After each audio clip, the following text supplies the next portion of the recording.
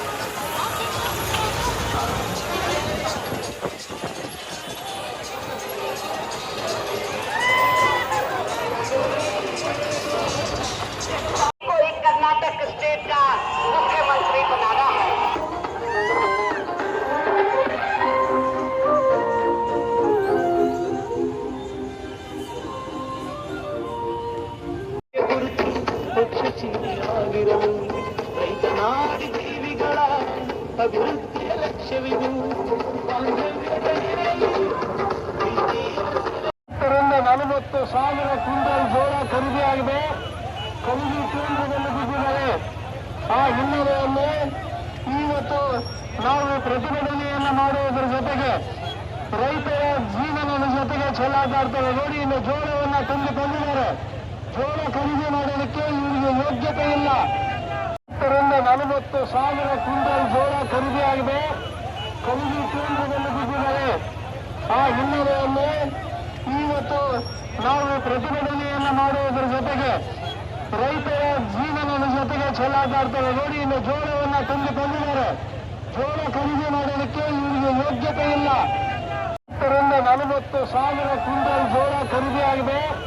ಖರೀದಿ ಕೇಂದ್ರದಲ್ಲಿ ಬಿದ್ದಿದ್ದಾರೆ.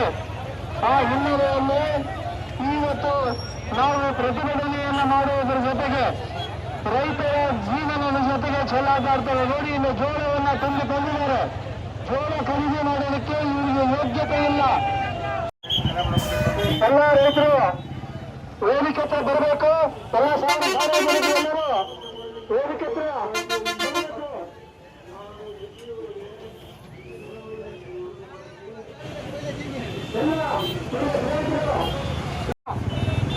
ಇವತ್ತು ಈ ತರ ಮಾಡಿ ರೈತರಿಗೆ ಮೋಸ ಮಾಡ್ತಾರೆ. ಇವತ್ತು ಊರಿನಲ್ಲಿರೋದು ಇಂಥ ಸರ್ಕಾರ ಇರಬೇಕಾ ಹೋಗ್ಬೇಕಾ ಅನ್ನೋದನ್ನು ಜನ ತೀರ್ಮಾನ ಮಾಡಬೇಕು. ನೀವು ಒಂದು ಗೇಟ್ ತುಂಬಿರ್ಬೇಕಾ, 10 ತುಂಬಿರ್ಬೇಕಾ? ದಿನಕ್ಕೆ ಒಂದು ಮನೆ ಕಟ್ತಕ್ಕಂಥ ವೈಜ್ಞಾನಿಕ ಯುಗದಲ್ಲಿ ಒಂದು ಬೇಕಾಗಿಲ್ಲ. ಆ ಎಲ್ಲ ಗೇಟ್ಗಳನ್ನು ರಿಪೇರಿ ಮಾಡ್ತೀವಿ ಅಂತ ಹೇಳಿದ್ರು. ಈ ಎಲ್ಲ ಗೇಟ್ಗಳನ್ನು ಮುಂದಿನ ಹೊಸ ಮಾಡ್ತೀವಿ ಅಂತ ಮಾತು ಕೊಟ್ಟೋದ್ರು. ಒಂದು ಗೇಟನ್ನು ರಿಪೇರಿ ಮಾಡಿಸಕ್ಕಾಗಿಲ್ಲ ಇರ್ತದೆ. ಇಂಥ ಪರಿಸ್ಥಿತಿಯಲ್ಲಿ ಇವತ್ತು ನಿಖಿಲ್ ಕುಮಾರಸ್ವಾಮಿ ಅವರು ಮುಖ್ಯವಾಗಿ ಇದರ ಬಗ್ಗೆ, ರೈತರ ಬಗ್ಗೆ ಚರ್ಚೆ ಮಾಡ್ತೇವೆ ಅಂತಕ್ಕಂಥ ಮಾತನ್ನು ಹೇಳಿ ಇನ್ನು ಕಾರ್ಯಕ್ರಮಕ್ಕೆ ಸಮಯ ಆಗ್ತಾ ಇದೆ. ನಿಖಿಲ್ ಕುಮಾರಸ್ವಾಮಿ ಅವರು ಅಲ್ಲಿ ಮಾತಾಡ್ತಾರೆ. ದಯವಿಟ್ಟು ಎಲ್ಲರೂ ಕೂಡ ಒಂದೆರಡು ಮಾತು ಕುಮಾರಸ್ವಾಮಿ ಅವರು ಮಾತಾಡ್ತಾರೆ. ನಿಖಿಲ್ ಕುಮಾರಸ್ವಾಮಿ ರಾಯಚೂರು ಜಿಲ್ಲೆಯ ಸಿಂಗನೂರು ತಾಲೂಕಿನ ಎಲ್ಲ ನನ್ನ ರೈತಾಪಿ ವರ್ಗದ ಬಂಧುಗಳೇ, ಇಲ್ಲಿ ಸೇರಿರ್ತಕ್ಕಂಥ ಎಲ್ಲ ನಮ್ಮ ಪಕ್ಷದ ಅಭಿಮಾನಿಗಳೇ, ದಯಮಾಡಿ ಯಾರು ಕೂಡ ಇಲ್ಲಿ ವಾಹನ ಚಲಾಯಿಸ್ತಾ ಇರ್ತಕ್ಕಂಥ ವಾಹನ ಸವಾರರು ಯಾರು ಕೂಡ ದಯಮಾಡಿ ಅನ್ಯತಾ ಭಾವಿಸಬೇಡಿ. 2 ನಿಮಿಷದಲ್ಲಿ ನನ್ನ ವಿಚಾರವನ್ನು. ರಾಜ್ಯ ಸರ್ಕಾರದ ರೈತ ವಿರೋಧಿ ನಡವಳಿಕೆ, ರೈತ ವಿರೋಧಿ ನೀತಿ ಇದೇನು ಬಹುಶಃ ಮೊದಲನೇ ಬಾರಿ ನಾವು ನೋಡ್ತಾ ಇರ್ತಕ್ಕಂಥದ್ದಲ್ಲ.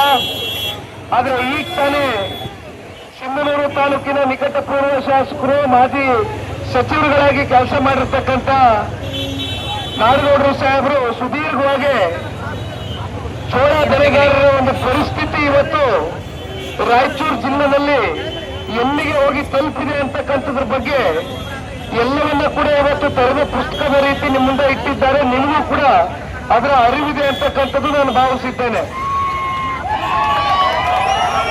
ಜೋಳ ಬೆಳೆಗಾರರು ರಾಯಚೂರಿನಲ್ಲಿ ಅತಿ ಹೆಚ್ಚು ಜೋಳವನ್ನ ಇವತ್ತು ನೀವೇನು ಬೆಳೀತೀರಿ, ವಿಶೇಷವಾಗಿ ಸಿಂಧನೂರು ತಾಲೂಕಿನಲ್ಲಿ ಅತಿ ಹೆಚ್ಚು ಇವತ್ತು ಬೆಳೆಯನ್ನ ಬೆಳೀತೀರಿ. ಭತ್ತ ಬಿಟ್ಟರೆ ಜೋಳ ಪ್ರಮುಖವಾದಂತ ನಿಮ್ಮ ಬೆಳೆ ಅಂತಕ್ಕಂಥದ್ದು ನಾವೆಲ್ಲ ಅರ್ಥೈಸ್ಕೊಂಡಿದ್ದೇವೆ. ಆದ್ರೆ ಇವತ್ತು ನಿಮಗೆ ಆಗ್ತಾ ಇರ್ತಕ್ಕಂಥ ಈ ಒಂದು ಅನ್ಯಾಯ, ನಿಮಗೆ ಸಿಕ್ಕಬೇಕಾಗಿರ್ತಕ್ಕಂಥ ಗೌರವ, ಇವತ್ತು ರಾಜ್ಯ ಸರ್ಕಾರ ಸಂಪೂರ್ಣವಾಗಿ ರೈತರ ವಿರೋಧಿ ಅಂತ ನಡ್ಕೊಳ್ತಾ ಇರ್ತಕ್ಕಂಥದ್ದು. ಈ ಸಂದರ್ಭದಲ್ಲಿ ಪಾಪ ಕೃಷಿ ಮಂತ್ರಿಗಳು, ನಮ್ಮ ಜಿಲ್ಲೆಯವರೇ ಕೃಷಿ ಮಂತ್ರಿಗಳು ಪಾಪ ಇಲ್ಲಿವರೆಗೂ ಈ ವಿಚಾರಕ್ಕೆ ಸಂಬಂಧಪಟ್ಟಂತೆ ಯಾವುದೇ ಹೇಳಿಕೆಯನ್ನು ಕೊಟ್ಟಿಲ್ಲ. ಅಷ್ಟೇ ಅಲ್ಲ, ರಾಜ್ಯದ ಮುಖ್ಯಮಂತ್ರಿಗಳಾಗಿ, ಉಪಮುಖ್ಯಮಂತ್ರಿಗಳಾಗ್ಲಿ ಬಹುಶಃ ಜಿಲ್ಲಾಡಳಿತಕ್ಕೆ, ಜಿಲ್ಲಾ ಕೇಂದ್ರಕ್ಕೆ ಒಂದು ಆದೇಶವನ್ನು ಕೊಟ್ಟಿದ್ರು ಡಿಸಿಗೆ, ಎಲ್ಲ ಖರೀದಿಯನ್ನ ಮಾಡಬೇಕು ನೀವು ಅಂತಕ್ಕಂಥದ್ದು. ಆದ್ರೆ ಸುಮ್ಮನೆ ಮೂಗುಗೆ ತುಪ್ಪ ಸವರ್ತಕ್ಕಂಥ ಕೆಲಸ ಮಾಡೋದು ಬೇಡ. ನಾಮಕಾವಸ್ಥೆಗೆ ನಿಮ್ಮ ಕೇವಲ ಹೊಗಳೆ ಭಾಷಣಕ್ಕೆ ಇವತ್ತು ಯಾರು ಕೂಡ ಇಲ್ಲಿ ಹೊಟ್ಟೆ ತುಂಬಿಸ್ಕೊಂಡು ಹೋಗ್ತಕ್ಕಂಥ ವಿಷಯ ಅಲ್ಲ. ಇವತ್ತು ಇದು ರೈತರ ಜೀವನದ ವಿಷಯ, ರೈತರ ಬದುಕಿನ ವಿಷಯ, ರೈತರ ಜೀವನದ ಜೊತೆ ಚೆಲ್ಲಾಟ ಇರ್ತಕ್ಕಂಥದ್ದನ್ನ ಬಿಟ್ಟು ನಾನೊಂದು ಸಣ್ಣ ಉದಾಹರಣೆಯನ್ನು ಕೊಡ್ಲಿಕ್ಕೆ ಬಯಸ್ತೇನೆ. ಈ ರಾಜ್ಯದಲ್ಲಿ ಸ್ಥಾಪಿತವಾಗಿರ್ತಕ್ಕಂಥ